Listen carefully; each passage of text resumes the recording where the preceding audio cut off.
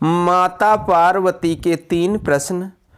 Number 1, कौन सी स्त्री समय से पहले विधवा हो जाती है? नंबर 2, कौन सी स्त्री को जीवन में कभी सुख नहीं मिलता? नंबर 3, कौन सी चीज़ पत्नी पति को मांगने पर नहीं देती? एक बार भगवान शिव कैलाश पर्वत पर बैठे थे तो माता पार्वती भगवान शिव से मिलने के लिए गईं। तो उन्होंने भगवान शिव से कहा, मैं आपसे मिलने आ रही थी तो मेरी नज़र मृत्युलोक पर पड़ी। वहाँ मैंने क्या देखा कि 3 स्त्रियां जो आपस में सहेली थीं, उनमें से 2 स्त्रियां विधवा होकर के दुखी जीवन जी रही हैं, जबकि एक स्त्री सुहागिन होकर के अपने पति के साथ सुखी जीवन जी रही थी। प्रभु, यह बात मेरी समझ में नहीं आई, इसलिए मेरे मन में 3 प्रश्न गूंज रहे हैं। अतः मैं आपसे यह चाहती हूँ कि आप मेरे तीनों प्रश्नों के उत्तर दे करके मुझे संतुष्ट करने की कृपा करें। इस प्रकार माता पार्वती की बात को सुनकर भगवान शिव कहते हैं, पार्वती तुम मुझे अपने तीनों प्रश्न बताओ, मैं तुम्हें तुम्हारे प्रश्नों के उत्तर दे करके पूरी तरह संतुष्ट करने का प्रयास करूँगा। अब माता पार्वती कहती हैं, प्रभु मेरा पहला प्रश्न है, कौन सी स्त्री समय से पहले विधवा हो जाती है? मेरा दूसरा प्रश्न है, कौन सी स्त्री को जीवन में कभी सुख नहीं मिलता? और तीसरा प्रश्न है, कौन सी चीज़ ऐसी है जो एक पत्नी अपने पति को मांगने पर भी नहीं देती है? इस प्रकार माता पार्वती के प्रश्न सुनकर के भगवान शिव कहने लगे, पार्वती तुम जिन स्त्रियों की बात कर रही हो, उनमें से 2 स्त्रियां विधवा होकर के अपने दुखी जीवन जी रही हैं और वहीं पर एक स्त्री सुहागिन होकर के अपने पति के साथ में अपना सुखी जीवन जी रही है। तुम जानना चाहती हो आखिरकार ऐसा क्यों है, तो मैं तुम्हें एक छोटी सी कहानी सुनाता हूँ। इस कहानी को तुम ध्यान से सुनना, क्योंकि अधूरी कहानी सुनने वालों को आधा अधूरा ही ज्ञान प्राप्त होता है, जो जीवन में कभी काम नहीं आता। क्योंकि तुम्हारे इन 3 प्रश्नों के उत्तर हैं इसी छोटी सी कहानी में समाये हुए हैं। इस कहानी को यदि तुमने ध्यान से सुना तो तुम्हारे तीनों प्रश्नों के उत्तर तुम्हें अवश्य मिलेंगे और तुम्हें संतुष्टि प्राप्त होगी। माता पार्वती कहती हैं, प्रभु मैं आपकी बात से सहमत हूँ, आप कहानी शुरू करो। मैं कहानी को पूरे मन से सुनूंगी और जब तक आप कहानी सुनाओगे तब तक मेरा ध्यान दूसरी जगह नहीं जाएगा। भगवान शिव कहते हैं, हे पार्वती सबसे पहले मैं तुम्हें उसी स्त्री की कहानी सुनाता हूँ जो सुहागिन होकर के सुखी जीवन की जी रही है। देखो, जिस सुहागिन स्त्री की तुम बात कर रही हो, वह सुहागिन स्त्री एक राजा के नौकर की पत्नी है और जिस नौकर की तुम वह पत्नी है, उस नौकर को अपनी पत्नी पर पूरा विश्वास है कि वह पतिव्रता है, जिसकी महिमा वह अपने साथियों में बार बार करता है। अब देखो, एक दिन की बात है, उसने राजा के नौकर ने अपनी पत्नी की प्रशंसा इतनी की कि बात धीरे धीरे फैलते फैलते हुए राज दरबार तक पहुंच गई। फिर उसे राजा ने अपने नौकर को बुलाया और उसे नौकर से कहा कि तुम हर किसी से अपनी पत्नी की प्रशंसा करते हो कि तुम्हारी पत्नी पतिव्रता है, क्या वास्तव में तुम्हारी पत्नी पतिव्रता है? क्या तुम्हें पूर्ण विश्वास है? भगवान शिव कहते हैं, पार्वती इस प्रकार राजा की बात सुनकर के नौकर कहने लगा, महाराज मुझे पूरा विश्वास है कि मेरी पत्नी पूरी तरह पतिव्रता है। अब उसी समय पर राजा का महामंत्री कहने लगता है, यदि मैं तुम्हारी पत्नी का पतिव्रत धर्म खंडित कर दूं तो तुझे क्या सजा मिलनी चाहिए? तो नौकर ने कहा, यदि मेरी पत्नी का पतिव्रत धर्म खंडित कर देते हो तो महाराज मुझे फांसी लगा देना। महाराज ये मेरी पत्नी का पतिव्रत धर्म खंडित ना कर पाए तो इनको सजा क्या मिलनी चाहिए? तो राजा ने कहा, मंत्री को भी फांसी की सजा दी जाएगी। भगवान शिव कहते हैं, पार्वती इस प्रकार मंत्री ने शर्त स्वीकार कर ली और नौकर से पूछा कि क्या वस्तु लाऊं जिससे तुम मानो कि मैं तेरी पत्नी का धर्म खंडित करने में सफल हुआ? तो नौकर ने कहा, मंत्री यदि तुम मेरे घर से जाकर के मेरे विवाह के समय पर मुझे एक पटका मिला था और एक कटार मिली थी जो दूल्हे को देते हैं, वह मेरी पत्नी ने बहुत सवाल कर रखी है, जो सुहागिन की निशानी मानी जाती है। यदि तुम पटका और कटार लाकर मुझे दिखा दो तो मैं मान जाऊंगा कि मेरी पत्नी का धर्म तुमने पूरी तरह नष्ट कर दिया है।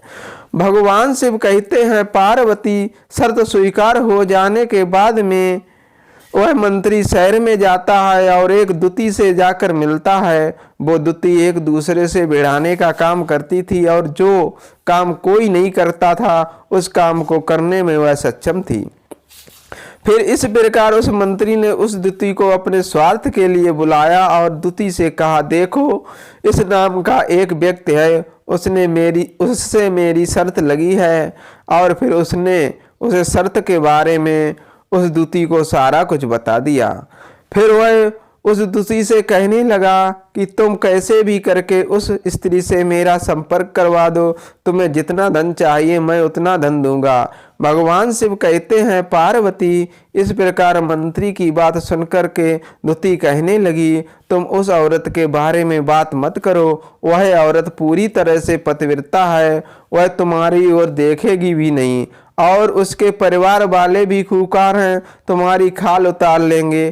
तो मंत्री कहने लगा, ठीक है, यदि तुम मेरा उससे संपर्क नहीं करवा सकती हो तो एक काम कर दो, उसके घर जाकर के पटका और कटार चुरा कर ले आओ और उसकी पत्नी का गुप्तांग के पास में यदि कोई चिन्ह हो तो वह चिन्ह भी मुझे देख कर बता दो, फिर मैं तुम्हें मुंह मांगा इनाम दूंगा। भगवान शिव कहते हैं, पार्वती यह बात दुती के समझ में आ गई। उसने कहा, ठीक है, मैं तुम्हारा काम अवश्य करूंगी।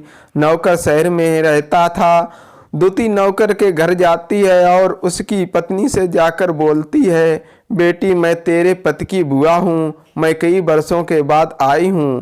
तो स्त्री ने कहा, आओ बुआ जी, मैंने आपको पहले कभी देखा नहीं इसलिए पहचान नहीं पाई। और इस प्रकार उस दुती को उस नौकर की पत्नी ने बड़ा सम्मान दिया, मगर उसको क्या मालूम था कि यह उसके साथ छल करने आई है। अब भगवान शिव कहते हैं, पार्वती इस प्रकार वह दुती स्त्री के साथ में 2 दिन तक रुकी।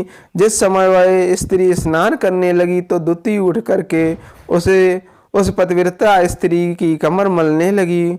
उस पतिव्रता स्त्री ने बहुत मना किया, फिर भी वह दुती नहीं मानी और कहने लगी, तुम तो मुझे बेटी से भी प्यारी लगती हो, तुम मना मत करो। काफ़ी दिनों के बाद में मेरी तुम्हारी मुलाकात पहली बार हुई है।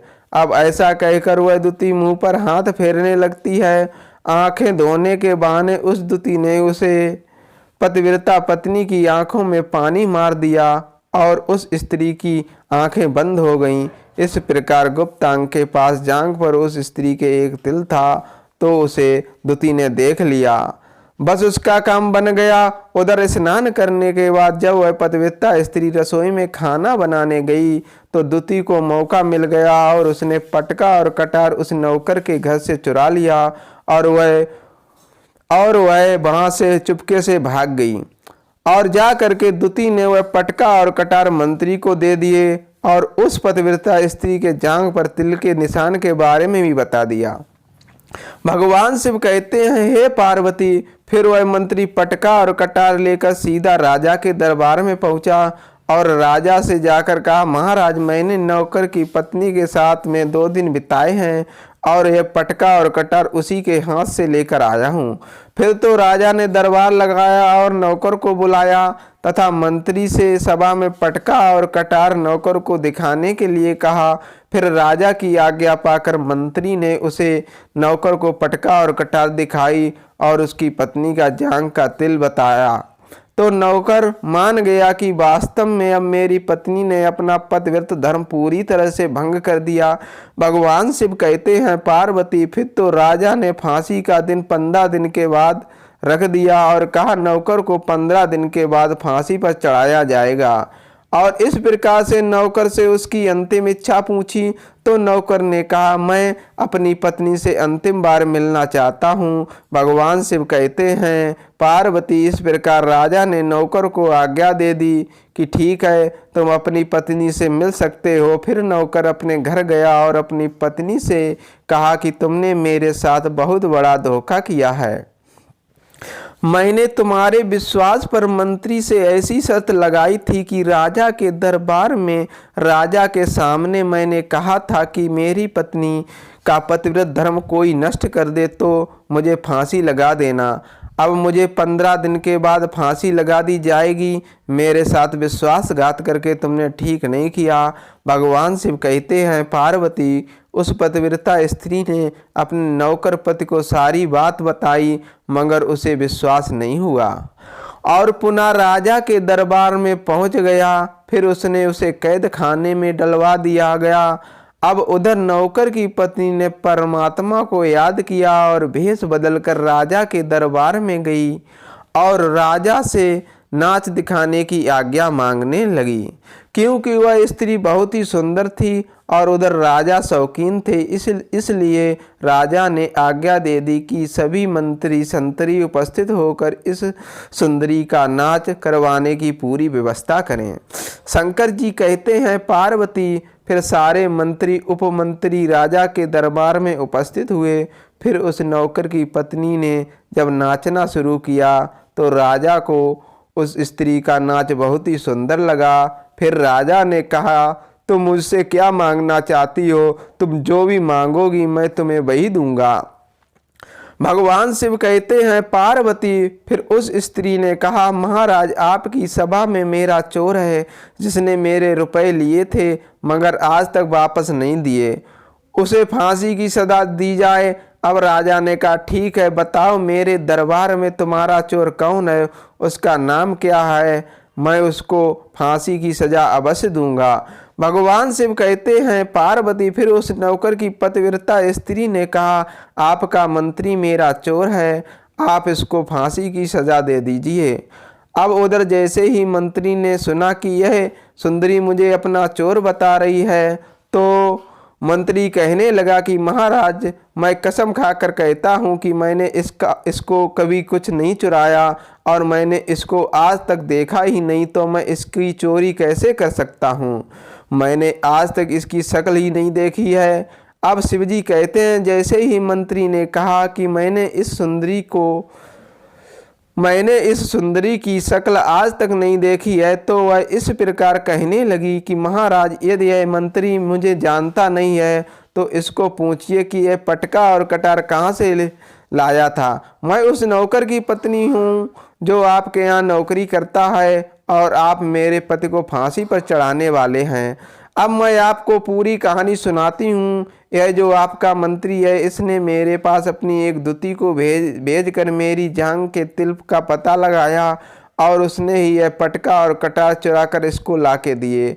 और आपके मंत्री के द्वारा भेजी गई दूती जब मेरे घर पर आई थी तो उसने मुझसे कहा था कि वह मेरे पति की बुआ है और पहली बार आई थी, इसलिए मैं उसको पहचान ना सकी। और महाराज, इस प्रकार मैंने उस स्त्री को अपने यहाँ पर बहुत बड़ा सम्मान दिया और अपने यहाँ पर ठहरने की व्यवस्था की। भगवान शिव कहते हैं, पार्वती, इस प्रकार उस नौकर की पतिव्रता स्त्री की बात को सुन के राजा ने दूती को बुलाया। फिर उसने राजा को सारी सच्चाई बताई। फिर राजा ने उस नौकर को छोड़ दिया और मंत्री को फांसी पर चढ़ा दिया। शिवजी कहते हैं, इस प्रकार उस नौकर की पतिव्रता स्त्री ने अंत में राजा से कहा, महाराज, मैं अपने पति से बहुत प्यार करती हूँ। मैं एक चरित्रवान स्त्री हूँ, कभी भी अपने पति का नाम तक नहीं लेती हूँ। अब भगवान शिव कहते हैं, पार्वती, मेरी कहानी पूरी हुई। अब तुम अपने 3 प्रश्नों के उत्तर सुनो। तुम्हारा पहला प्रश्न था, कौन सी स्त्री समय से पहले विधवा हो जाती है? तो वह स्त्री जो अपने पति का नाम लेती है वह समय से पहले ही विधवा हो जाती है, क्योंकि पति का नाम लेने से पति की उम्र कम होती है और समय से पहले उनके पति की मृत्यु हो जाती है। ऐसी स्त्रियां जो अपने पति का नाम लेती हैं वह समय से पहले विधवा हो करके एक दुखी जीवन जीती हैं। बस यही राजा की बात है। बस यही राज की बात है कि तुम जिन 3 सहेलियों की बातें कर रही थी उनमें से 2 विधवा और एक यह नौकर की पत्नी थी। जो पतिव्रता स्त्री थी, यह पतिव्रता कभी भी अपने पति का नाम अपने मुख से नहीं लेती थी। उधर वह स्त्रियां जो विधवा होकर के दुखी जीवन जी रही हैं, वह हमेशा अपने पति का नाम लेकर बुलाती थीं, जिसकी वजह से उनके पति की उम्र कम हुई और फिर वह दोनों स्त्रियां समय से पहले ही विधवा हो गईं और आज वह दुखी जीवन जी रही हैं। इसलिए कभी भी स्त्री को पति का नाम अपने मुख से नहीं लेना चाहिए। अब तुम्हारा दूसरा प्रश्न था, कौन सी स्त्री को जीवन में कभी सुख नहीं मिलता? तो समझ लो, जो स्त्रियां अपने पति के बिना अनुमति के किसी भी तीर्थ स्थान पर या उत्सव पर जाती हैं, उनके जीवन में कभी सुख नहीं आता। ऐसी स्त्रियां जीवन में दुखी रहती हैं और उन्हें पति का कभी प्रेम नहीं मिलता है। अब भगवान शिव कहते हैं, पार्वती तुम्हारा तीसरा प्रश्न था कि ऐसी कौन सी चीज़ है जो एक पत्नी अपने पति को मांगने पर भी नहीं देती है? तो समझ लो, वह चीज़ गाली है। एक चरित्रवान स्त्री अपने पति को गाली नहीं दे सकती। जो स्त्री गाली देती है स्त्री कभी भी चरित्रवान नहीं हो सकती और ऐसी स्त्री जीवन भर रोती है। उनके जीवन में कभी सुख की घड़ी नहीं आती है और समय से पहले ही स्त्री विधवा हो जाती है। इस प्रकार भगवान शिव के मुख से सुनकर माता पार्वती तीनों प्रश्नों से संतुष्ट होकर कहती हैं, स्वामी, वास्तव में जो स्त्री चरित्रवान होती है वह कभी दुखी जीवन नहीं जीती, क्योंकि ऐसे घर में लक्ष्मी का सदा वास होता है और वह घर धन धान्य से हमेशा भरा रहता है। ऐसी स्त्री घर को हमेशा स्वर्ग बना देती है। वीडियो पसंद आया हो तो प्लीज़ वीडियो को लाइक करें और हमारे चैनल को सब्सक्राइब करें और ज़्यादा से ज़्यादा शेयर करें। धन्यवाद।